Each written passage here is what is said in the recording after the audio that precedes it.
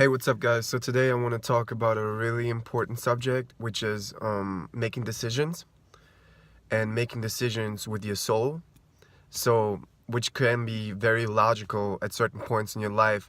Like when you go through life and you have like a decision, oh, I have to make these appointments today. I have to go to the car to get my oil change. But then suddenly your heart is like, oh, I don't really want to do that. And your heart is like, oh, I want to go to the canyon. Here in LA, we have canyons, or to the park, or to some nature, beach. I just, my heart, my soul, I just need to take a walk. Trust your soul. I know your mind is telling you you have to do that. Trust your soul if you can.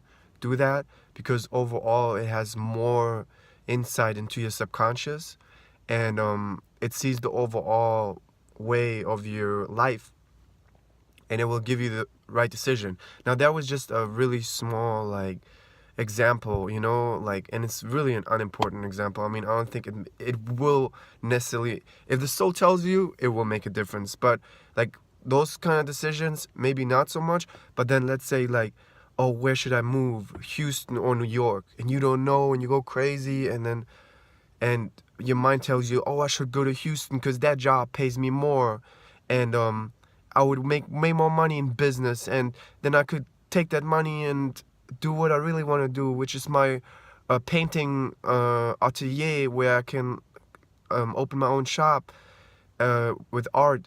Or I go to New York and I take this job in the gallery where I'm allowed to paint, and my soul really tells me that's what I should do. But I should go to Houston.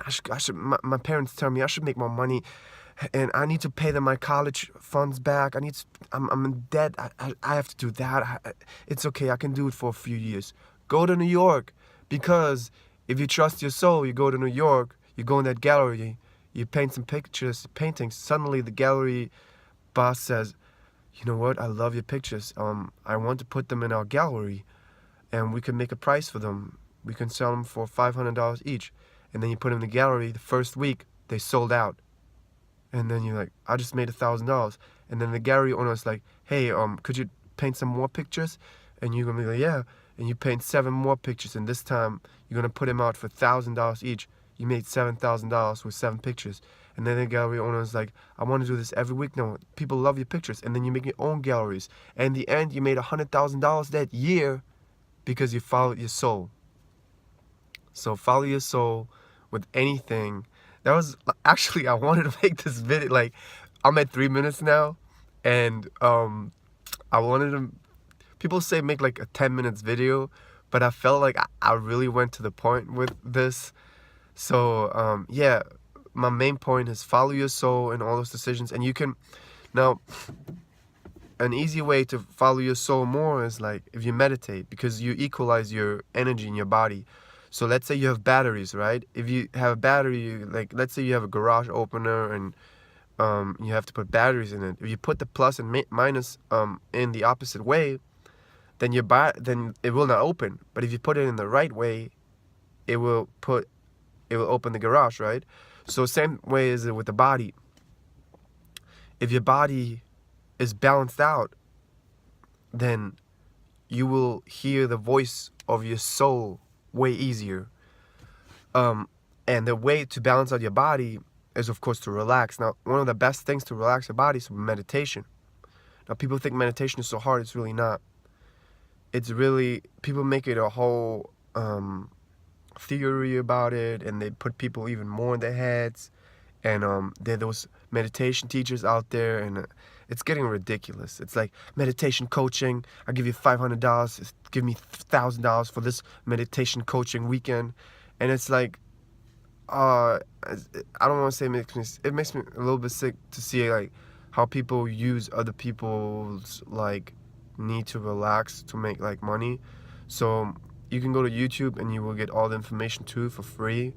But an easy way to meditation basically is to put your mind on a single focus, to relax. And once your mind is on single focus, the universal forces in your body will spread out the energy in your body. Now, what I want to say is, if you ever heard of Abraham Hicks, they brought a great analogy. So a lot of times in our day, we just have thoughts going on in our minds, right? Oh, after this, after that, I have to be in that meeting, and then I meet with Joe. What did Joe say? I should bring like these papers. Okay, I will do that. And then and then you have worried thoughts. You have like negative thoughts about like, I don't know if I make this happen, blah blah blah blah. And those negative thoughts bring your bouncy. It's like a cork that you push under the water, right?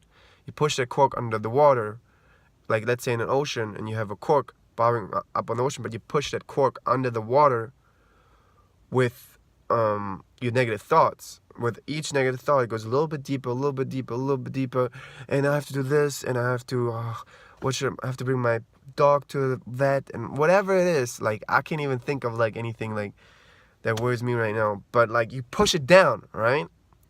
And the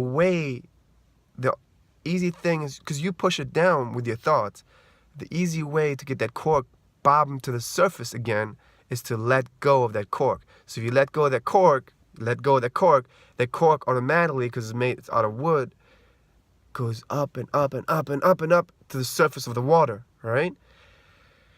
And then you feel free. And the way in reality to let go of that cork is to let go of your thoughts.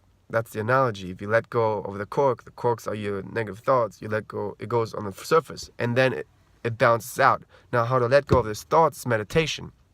Now, you can't stop thinking of these negative thoughts, because by like thinking, oh, I don't want to think about this meeting with Joe. Okay, I'm gonna try stop thinking about this meeting. I'm gonna try stop thinking about this meeting. The more you try to stop thinking about something, the more you think about it. It's like when I tell you don't stop, and it's like this easy. I'll make a cooler example, because everybody does the pink elephant, even when you just thought about a pink elephant. Okay, let's make a cooler example. How about I like squirrels. So how about don't think about a turquoise squirrel. I like turquoise squirrels. You don't think about turquoise squirrel right now. I'll give you $1 million if you don't think about turquoise squirrel right now. Don't think about the turquoise squirrel having her turquoise nut in her hands. Don't think about the turquoise squirrel hiding her turquoise nut under the yellow tree. And don't think about the yellow tree, and don't think about turquoise squirrel running up the tree with a fluffy tail and shaking a tail left and right. Don't think about the turquoise squirrel. I know you think about the turquoise squirrel. So then you think about the turquoise squirrel, right? Because you tell yourself, oh, I can't think about the turquoise squirrel. Same with the negative thoughts. It's better to think about turquoise squirrel right now. But I shouldn't think about the meeting with Joe. Blah, blah, blah. It makes me angry. So instead of thinking about a thought that you don't want to think about, with the mind, it works like that. You have to focus on something else. That's what meditation is. And best case scenario, you want to focus on something that makes you be relaxed. Now, something neutral. Now, the really crazy spiritual thing is, yes, to use that mantra. The only thing why one of these mantras also work is because you have no idea what the mantra is, so it's neutral for you, right? Because you want to use a word or a mantra is a lot of times like an old Indian or any transcript like word, and you never heard that word, or it's not as common to you. You don't like have a relation to it. That if you say it, you don't think of anything. You just focus on that word, and that brings you into one single mind focus. Now, that one single mind focus is what will equalize you, what will equalize your body, because all the thoughts will go out of your mind, and once that happens, you're free. Now, there's something that happens, and that only people know when they get into meditation happens for them, is once you made that like 15 or 30 minutes, suddenly it's this feeling of serenity, and you can't, there's no book in the world who can describe this feeling.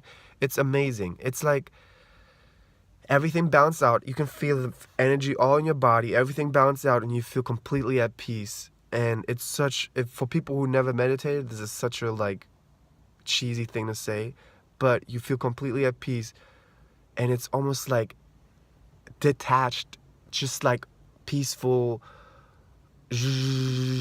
Like nothing bothers you. Like all your problems are gone, even though they're still somewhere there. All the problems are gone. And the funny thing is, and this is what only the people who have this happened realize when you do that, you actually transfer in a different reality because you went in a different vibration. And through getting in a different vibration, you get into a different reality. And actually in that reality, a lot of times that problem will solve itself. Mind-blowing. Truth. That problem will solve itself. And so now, easy way to meditate is you can use a mantra. People say you can use your breath. You can use anything. You can use a word that makes you feel good. Now, a word that makes me feel good is, for example, lucky. Like with lucky, I connect something, but it's my personal connection. And I want to tell you, we all have different personal connections to word. My word lucky, you don't like that word because of some certain things, you know? And I always think of my aunt, and I want to give you this example. And this example is really a little bit heartbreaking, but it brings the point. Now I'm from Germany, and my aunt, she's one of the most beautiful people I know. And she just became a yoga teacher years ago, and she traveled to India. But what happened 10 years ago, more than 10 years ago actually, 14 years ago, her husband, my uncle, he was like the most amazing person that I know. And he was like this tall, charismatic guy. His name is Jochen. And he was life. Like, if you see someone live, he was charismatic. He's like my dad, and they were brothers, and they worked together.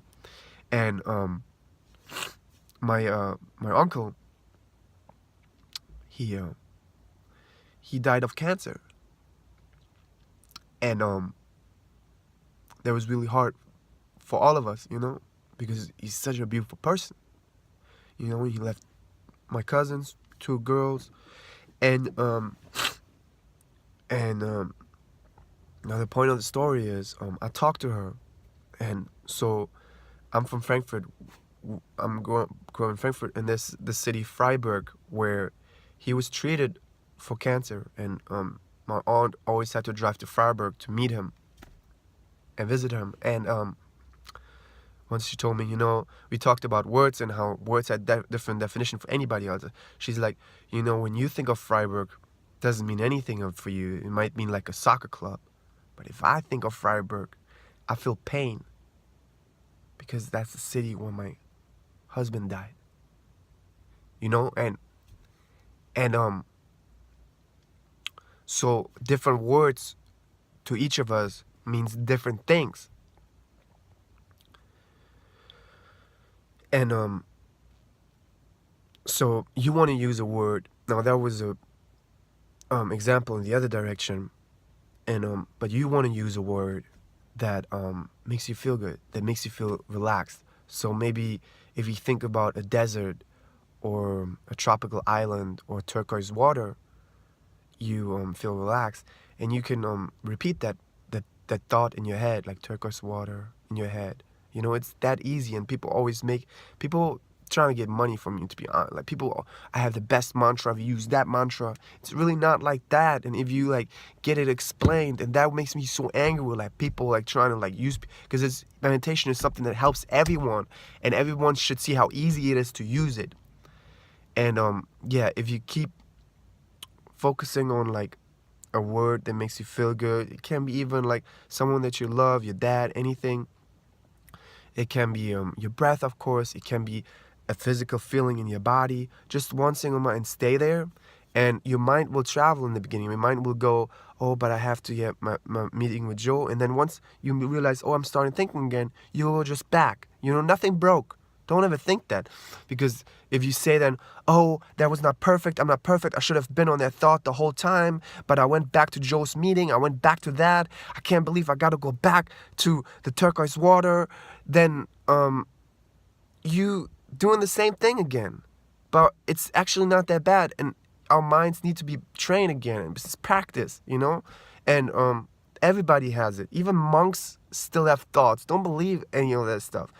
And so when you go, oh, Joe's meeting, and then you realize, oh, okay, and then be lighthearted with yourself, you know? You know, Bashar, he's a great teacher. If you look him up on YouTube, he says, the easiest way to get enlightened is just to lighten up. So lighten up with yourself. Go back to the thought oh, I'm fine.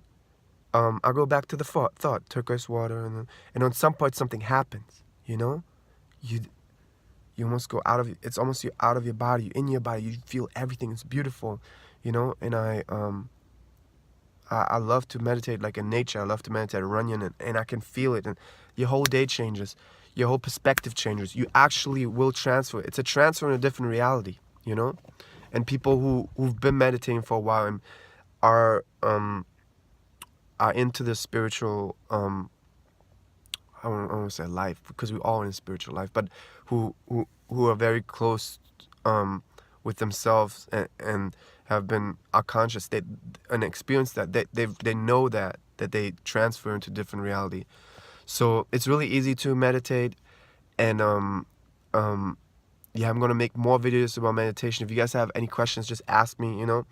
The video was really about like connecting to your soul, making decisions.